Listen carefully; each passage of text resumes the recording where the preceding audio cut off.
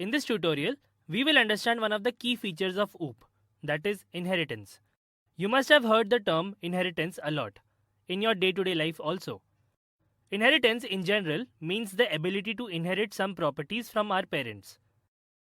C++ uses the same concept of inheritance in programming. The class can be reused by inheriting its properties to other class. For example, consider the vehicle class. The class vehicle can be reused in classes like car, bus, and truck. The new class formed from the existing class is called the derived class, whereas the existing class is called the base class. The concept of inheritance was introduced in object-oriented programming to promote reusability. You can derive a new class or subclass from an existing class and add features to this class without modifying the original class. A derived class can access all the non-private members of its base class.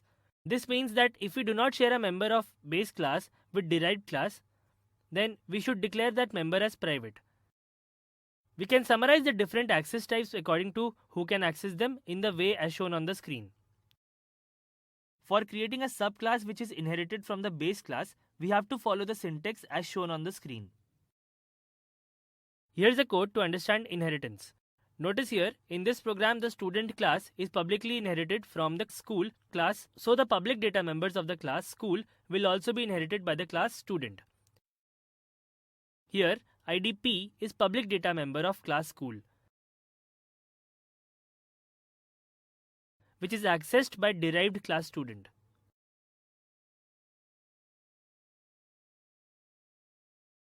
When we execute the code, we get the value of ID P and ID C on the screen. Here's another program demonstrating inheritance. Notice that in this program, base class and derived class have a member function with the same name, that is method1.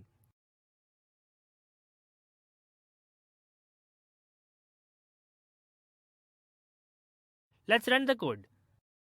We find that the member function of the derived class is invoked and the function of base class is ignored.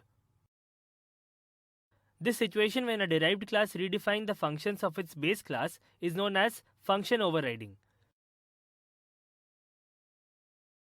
To access the overridden function of the base class from the derived class, scope resolution operator is used. So, we add a statement ch.parent scope resolution vector method1 to access the method1 of the base class.